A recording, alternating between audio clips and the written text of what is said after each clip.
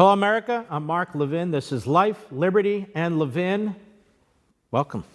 Nice to see you. It's a great honor to see you, Patrick Michaels, doctor, expert on all things climate and environment as far as I'm concerned. A little bit of your background. You're the director of the Center for Study of Science at the Cato Institute. You hold an A, B, and SM. You hold those degrees in biology, sciences, and plant ecology from the University of Chicago. Pretty good school. PhD in ecological climatology from the University of Wisconsin at Madison, 1979. You're past president of the American Association of State Climatologists. You were program chairman for the Committee on Applied Climatology of the American Meteorological Society. Say that fast 5 times. Yeah. You were a research professor of environmental sciences at the University of Virginia for 30 years, and I'm giving an extensive, background that you have. I'm giving that to the public so they know you really know what you're talking about. And you're a contributing author and a reviewer of the United Nations Intergovernmental Panel on Climate Change, which was awarded the Nobel Peace Prize in 2007. All right, let's get started. Climate change, global warming, global cooling, we've heard it all. What's going on out there? Well, the surface temperature of the planet is warmer than it was 100 years ago, about 9/10 of a degree Celsius. 9/10 of a degree Celsius. That's all. Is that a lot? No, it's not a lot. There are 2 periods of warming, one in the early 20th century that could not have been caused by human beings because we hadn't put enough CO2 in the air, and one in the later part of the 20th century that either slows down or ends, depending upon whose data you use, somewhere in the late 1990s, only to resume with the big El Nino that covered the news over the last couple of years. So that means that probably about half, maybe half, of that 9/10 of a degree might be caused by greenhouse gases. Because when the planet warmed beginning in 1976, the temperature of the stratosphere started to drop. And that's a prediction of greenhouse theory that's not intuitive. The great philosopher of science, Karl Popper, said, if you can meet a difficult prediction with your theory, you can continue to entertain your theory. So the theory's right, but the application of it is wrong. It is nowhere near as warm as it's supposed to be. The computer models are making systematic, dramatic errors over the entire tropics, which is 40% of the Earth, and it's where all our moisture comes from, or almost all of it. Let me stop you there. Yeah. Who does these computer models? Governments.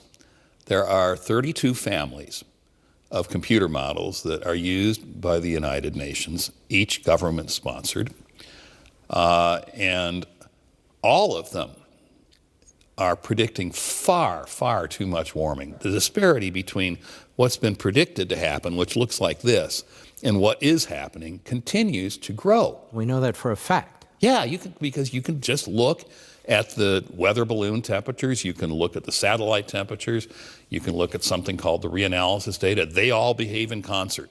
So they're showing the same thing, and the same thing is a lot different than this thing.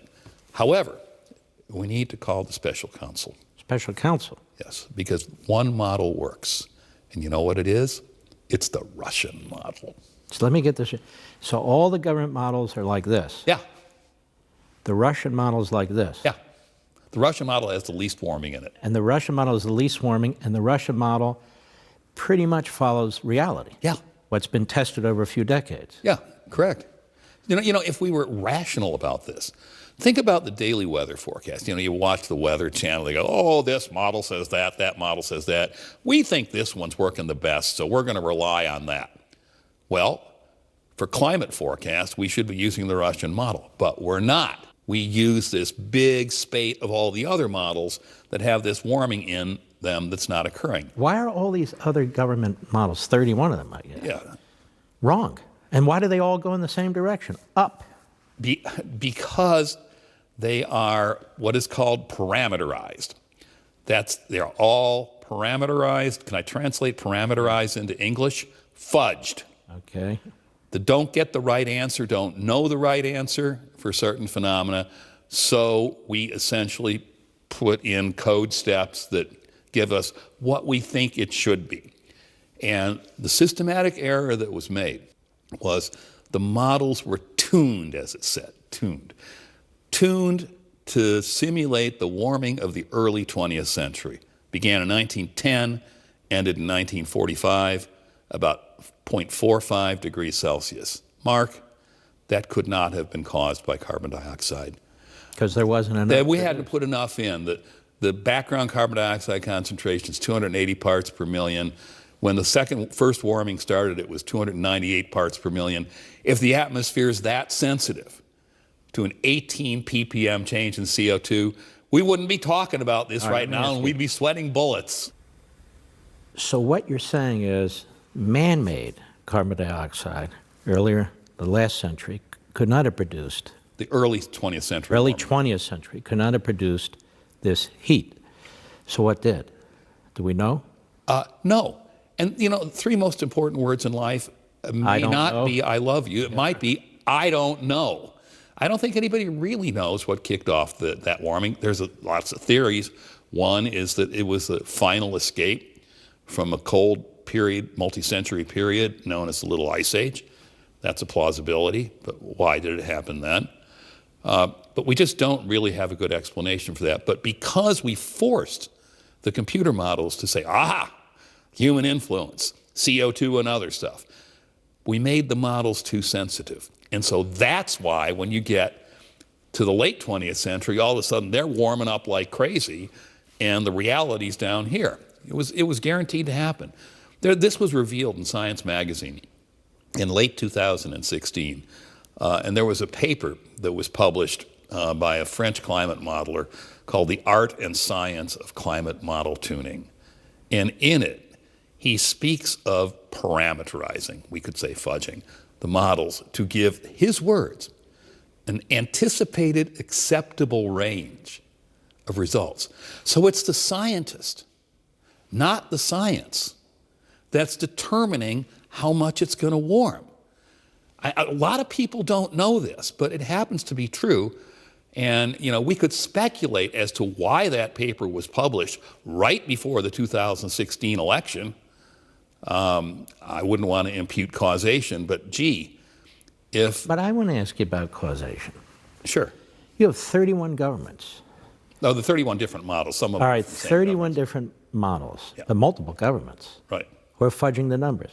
They're not fudging them. They're fudging the models. Parameterizing them. Okay, well, you use the word fudging. Does our EPA do that? Does NASA do that? Who does that for us? Aha. Good question, Mark. Because the EPA was told by the Supreme Court in 2007 that if it found that carbon dioxide endangered human health and welfare, that it had the power to regulate it under the Clean Air Act. This is the Massachusetts That's Mass v. EPA. Well, they produced an endangerment finding, 2009. And the endangerment finding for its prospective climate is 100%. I didn't say 90%. I said 100% based on those models. So if you can demonstrate that those models systematically are not working, you can take down the endangerment finding. And that would be the basis for all those policies that came out of the Obama administration. Which would mean you don't get to regulate Absolutely. carbon dioxide. Absolutely. The endangerment finding is the heart of the matter. And to give you an idea how gung-ho the Obama administration was on this issue, if you listen to his first inaugural speech, January 20th, 2009, it's the second substantive paragraph of the speech is about global warming after healthcare. 90 days after he finished that speech, his EPA produced a preliminary finding of endangerment from carbon dioxide. They were working on this before he was president. Bureaucrats can't work that fast. And then the final finding was made in December for the climate conference in Copenhagen that was supposed to produce another global warming So you're agreement. telling us that we have a massive bit of public policy that has an enormous effect on society. Absolutely. That's built on, I'll use my word, phony models. It's built on a house of cards. The models really don't work. And if I could really be arcane, I can explain the mechanism as to why they don't work. As long as I understand it. The models systematically predict that as you go up in the atmosphere in the tropics, which are 40% of the Earth, that the temperature should rise dramatically as you go further up in the atmosphere. So when you get to the level of the jet stream, the computer models are predicting 7 times. I didn't say 7/10 of a degree. I said 7 times more warming than is being observed. Well, why is that important? Why am I boring you with that? Because it's the vertical distribution of temperature that determines upward motion, which means it determines precipitation. And guess what? Almost all the atmospheric moisture that we have around us today in humid Washington, D.C., that comes from the tropics. So if you get that vertical motion wrong, down there, you get all the subsequent variables wrong. It's a fantastic systematic error. And again, that along with the difference between the surface temperatures, or rather the lower atmospheric temperatures and what's being observed, that's sufficient to kill the endangerment finding. Okay, so to the average pedestrian like me, if you get that wrong, what does that mean? You get all the weather models wrong? You get the subsequent weather wrong. Yeah. And I mean, that's why, if you look at all these families of models, they predict radically different changes in precipitation from model to model. Well, probably because they got the precipitation initialization out of the tropics wrong. Precipitation's important. I offer you Wilmington, North Carolina as an example. The precipitation is important coming from the tropics. Get that wrong, and you get that wrong. Is weather getting worse? No. I love that question because what do you really want to look at? Roger Pilkey Jr. at University of Colorado does this. Yes, there's more damage from weather because there's more stuff and people and property in the way of weather. So what you really want to look at are weather damages as a percent of GDP. And when you look at it that way, there's nothing whatsoever. Oh, I'm sure hurricanes are getting worse. I heard that on every legacy network during Florence and Harvey and all that stuff.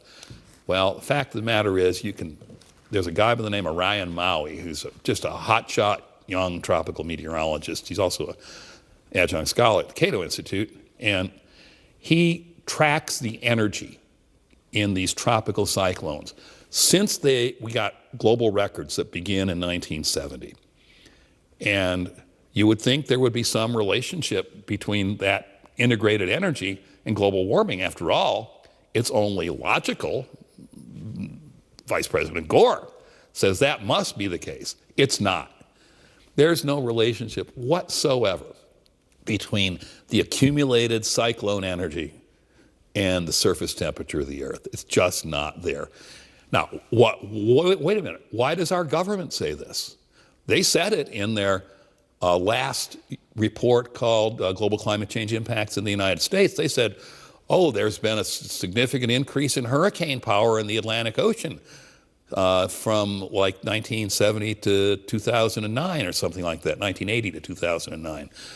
Well, wait a minute. Why'd you stop in 2009? It's a 2014 report. Because if you take the data after 2009, the increase goes away and it goes back to where it was. Or why did you start in the mid-1970s? Because we have records that are really good back to 1920. And if you look 1920 to 1950, you see an increase that is exactly the same as the one that occurred. So the information they're providing us is skewed. Incomplete. It's skewed. It's skewed. They're cherry picking. And here we rely on the climatologists, the meteorologists, and they become hyper-political. And I want to get back to that as soon as we return. Don't forget, ladies and gentlemen, you can watch Levin TV almost every weeknight by going to crtv.com/mark, crtv.com/mark, and sign up there, or give us a call at 844-LEVIN-TV, 844-LEVIN-TV. We'll be right back.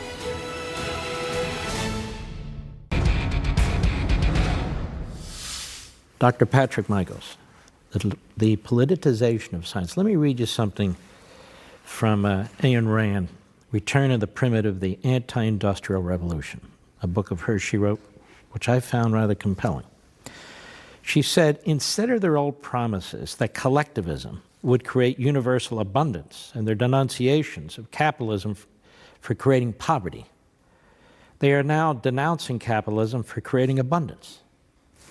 Instead of promising conflict, a comfort and security for everyone, they are now denouncing people for being comfortable and secure.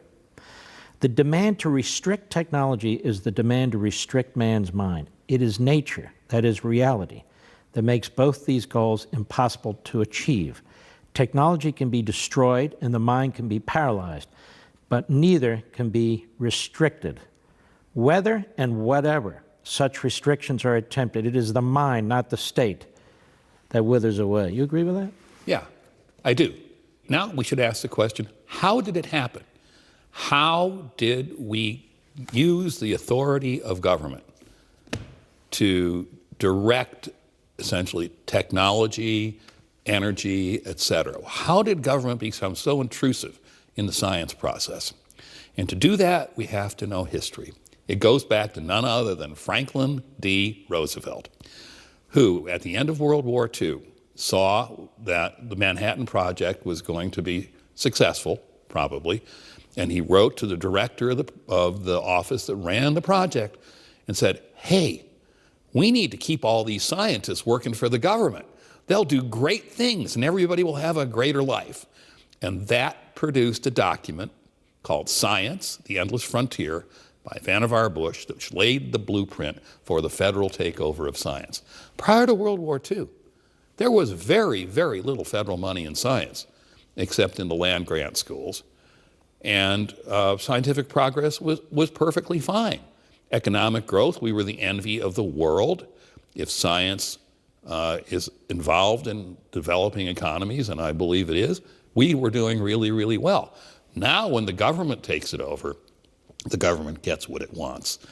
And the government can give out money to basically only study the global warming via climate models, to not take a look at climate history and to see what that really tells us.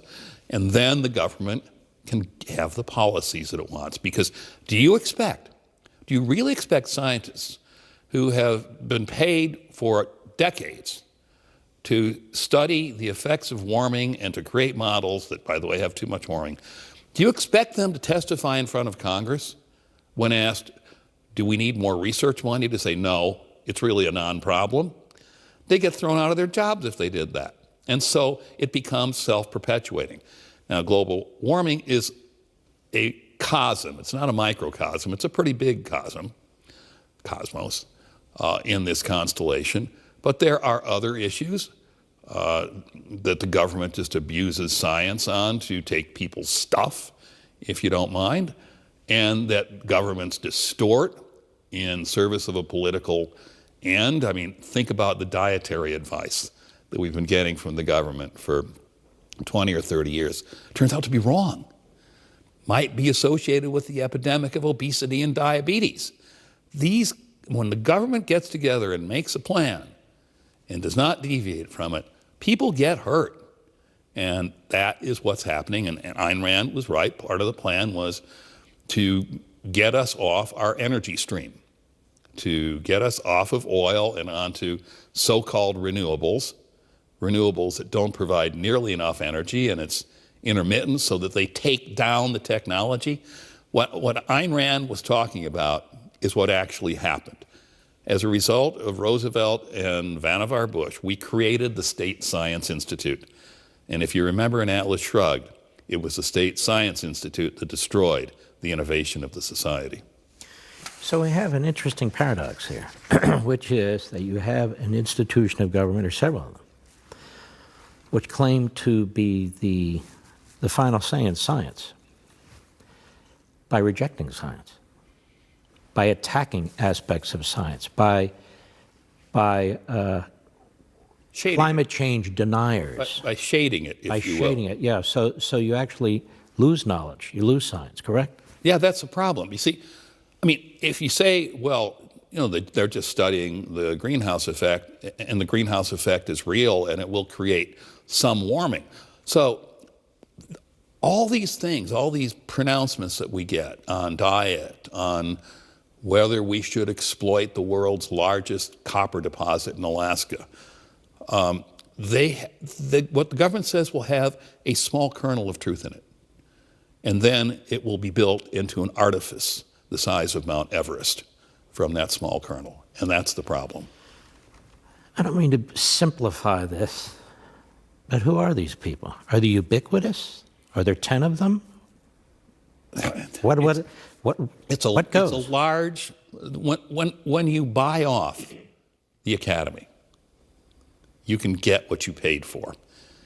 And, you know, when we went into the federalization of science, the academy said, okay, we'll apply for your money and we're going to tack on 50% for every research application that we're going to call overhead. And that money, we, the universities, will use as we choose. And so a lot of it that the engineering and science departments generate, all this revenue, probably goes to keep the Germanic languages department afloat, which doesn't have enough student traffic. So now the academy roots for anything that is big government that it feels it can tie on to maintain this relationship. The roots of political correctness, they are many, manifold, and varied, but one of them certainly was the enslavement of the academy. And this is a very important point because you're not the first one I've talked to who's mentioned this. Yeah. In their different fields. Yep. So the academy, universities, colleges, more and more, less in terms of pure science, less in terms of pure knowledge, less in terms of even pure debate and so forth, more and more directional, more and more ideological. Is Yes. that your point? Yes, it is. And it's not just in climate change. In fact, I'm just completing a book manuscript that looks more than climate change. It looks at diet, it looks at drug policy, the opioid war, and all these good things. It's called scientocracy. And I think that's what we have developed in this country. And you know, there are things we can do about it, but there has to be a public will. And the public is so scientifically misinformed that becomes a very, very heavy lift, doesn't it? Well, in fact, it becomes very political, doesn't it? In Yes. other words, if you don't believe in climate change, Oh my God. and you can't even explain it, you don't know what it means, you don't know where it comes from, you don't know why it exists, but you know as a political matter, you better believe in it, or you're a denier, like a Holocaust denier. Right. We'll be right back.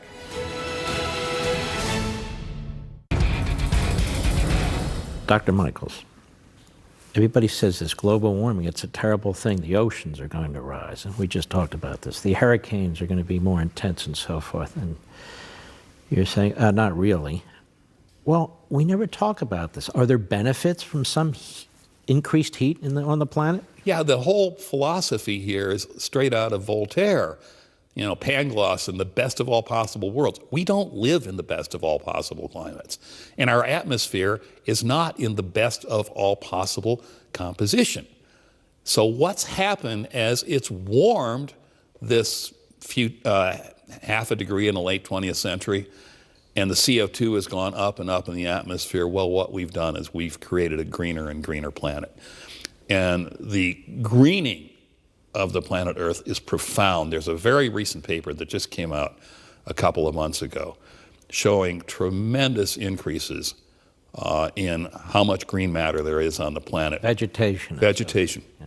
The largest increases, by the way, are in the tropical rainforest. It's growing like topsy. Is that why we never hear about it anymore? I don't know why we don't hear about it anymore, but it sure is growing. Mm-hmm. And in grassland, which is a lot of it's used for agriculture, either prairies, cows either go on it or we harvest it for hay.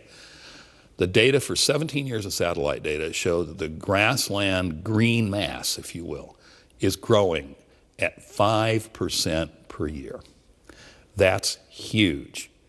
Another paper in Nature magazine by Zai-Shin Zhu 2 years ago looked at the planetary greening and said, what are the causes? So they did something called a factor analysis. 70% of it was the simple direct effect of putting more carbon dioxide in the air because it's plant food. And one of the other big causes of the planetary greening was climate change, the warming of the planet. Yeah, we never hear about this, but it's real. So even though it's warming just a little bit, it has an enormous positive impact on the planet. Main reason for that is because the way the greenhouse changes work is they warm the coldest temperatures preferentially to warming the warmer ones. So the growing season, which ends with the first frost in autumn and begins with the last frost in the spring. The growing seasons get longer and longer and longer. The greenhouse effect also affects nighttime temperatures more than it affects daytime temperatures, and that's when the cold temperatures are. So you have a longer time for the planet to green up. And then you have longer growing seasons, and you have the direct fertilization effect of carbon dioxide, which is even more important than the climate change itself. And you're winding up with a much greener planet. I've looked at these numbers. I can tell you that the amount of agricultural productivity that is now being induced in the planet by CO2, particularly in these grassland areas, is going to provide a lot of our food for the future. You know, it gets a little confusing, frankly, the politics and the logic of all this. That is, you would think if a tiny little bit increase in heat, and it comes and goes, right? I mean, that's the way nature works. That's the way the planet functions. That's the way it is. Would be so beneficial that we wouldn't be trying to regulate the hell out of it. We would pretty much just leave it alone. Well, you would think. Right. But unfortunately, like we talked about early in the program, if we parameterize the models to produce large amounts of heat in the 21st century, then we're going to say it's all bad. And we're going to try to, if you will, detechnologize. When did all this start? When did all this, I'll call it propaganda, fake stuff? You want to know when it started? Yeah, I can tell you when it started. It started in the late 1970s. When a group of folks that I know decided that they wanted nuclear power. And they decided that Carter, who sold himself as a nuclear engineer, he was actually a technician on a submarine, that Carter was favorable to this, so that if they pushed the issue of global warming as a catastrophe caused by the burning of fossil fuels, that could lead to the nuclearization of the country. That's when it started. And it spun out of control because the Green allies who wanted us, the fossil fuel thing gone, they didn't want nuclear power. They're dramatically opposed to nuclear power. And so they pushed solar energy and windmills. So now we get an unreliable grid and expensive electricity. It's, it actually has a history. It happened. It was an international movement that started out in Sweden with Bert Bolin, who was the first head of the United Nations Intergovernmental Panel on Climate Change.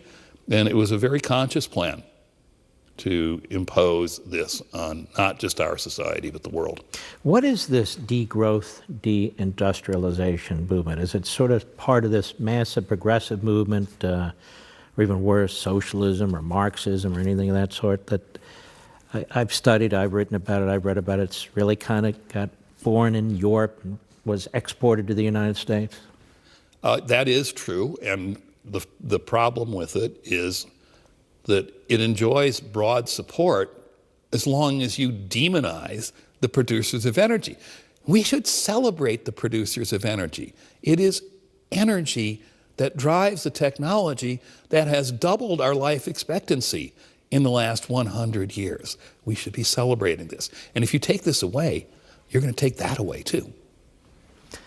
Don't forget, folks, almost every weeknight you can join me on Levin TV. Levin TV. Go to crtv.com/mark, crtv.com/mark, or give us a call at 844-LEVIN-TV, 844-LEVIN-TV. We'll be right back.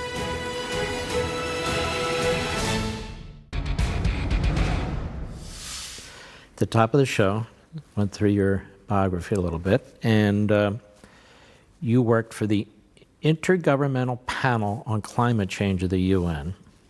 I don't know a lot about it, know a little about it, written a little bit, but it was sort of notoriously corrupt intellectually, as I understood it.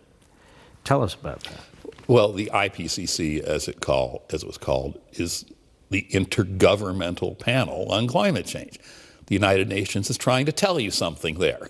It wants the governments of the world to have a unified view and therefore a unified policy on climate change. That's what it was there for. Now, I was asked to write a small portion of the second report, and I've reviewed the other ones, and people say, why did you work with the IPCC? Well, the fact of the matter is that all garden parties need a skunk. And there were a few skunks on there. The skunks eventually kind of dropped out because they tended to get so disgusted with it. But we got our 2 cents in, and then, as you know, it's simply kind of run away with the issue. And all these documents that are produced, like the IPCC documents or the U.S. National Assessment on Climate Change, they're summaries of scientific literature. Now, the problem is the scientific literature itself has to be biased because we are funding the hypothesis that climate change is this horrible thing and it's going to have all these horrible effects, and you don't get your grant renewed unless you publish. And so that literature that you summarize is biased in a given direction. That's how we get to policy. Did some people sit in a room and say, wow, this is how we'll do this? I don't know, but it might have happened. The UN is notoriously anti-capitalism, anti-sovereignty, national sovereignty, and so on. Naomi Wolf once said, that leftist activist, obviously, that really it's the environment, climate change, all these issues through which we're going to change the capitalist system. Correct. Is that what's taking place? They're trying.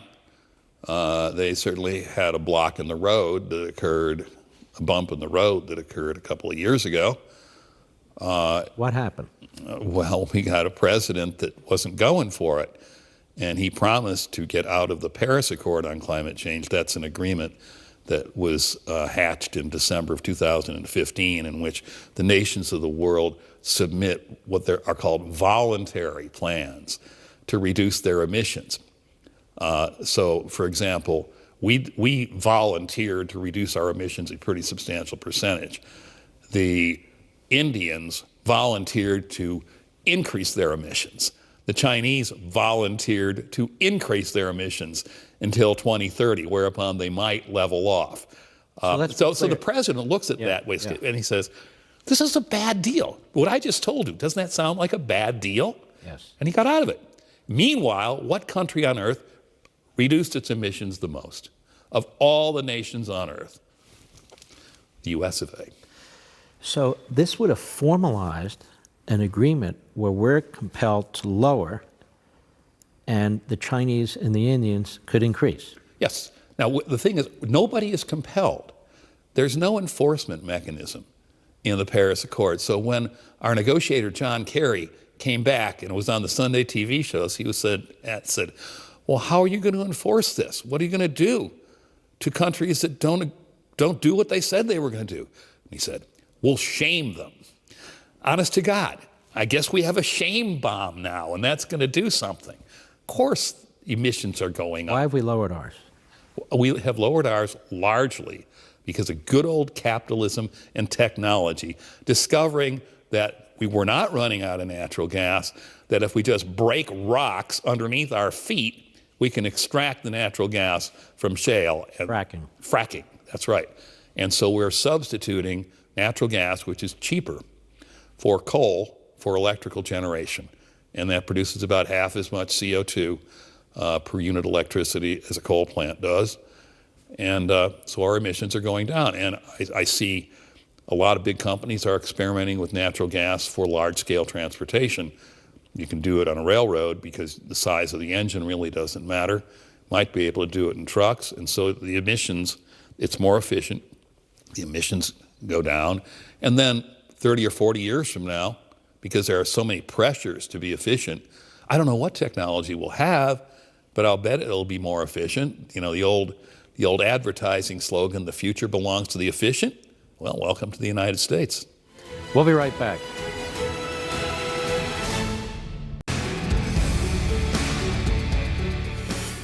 EPA started under Nixon. What are your thoughts about it? Well, it had a lot of work to do when it started out. We had really serious air quality problems in the country, and the EPA did a great job with that. It succeeded in controlling sulfur and nitrogen oxides that came out of power plants, acid rain and all that good stuff. But unfortunately, like most bureaucracies, one of the easy, low-hanging fruit are the things you get, and then you start to get more arcane, but your bureaucracy is embedded, and then the agency takes on a life of itself, and that's what's happened. Can it be fixed? Yeah, it could be. We could take a look at the endangerment finding from carbon dioxide and see how scientifically well supported or non-supported it is. I think that would go a long way. And then we would have a much more sensible policy. We would not be shooting ourselves in the energy foot like we are, and we would continue to maintain our society at a high level. True enough. Problem is, when you have people who are embedded in these agencies, Yes. who are not willing to do as you say, or are ideologically driven, or are there for decades, and they have, as you say, their agenda, and they're going to drive their agenda, this becomes a huge problem. Let me tell you, it's been a great pleasure. Yeah, it having was you. great fun. All right. Thanks very much. Bye. See you next time on Life, Liberty, and Levin.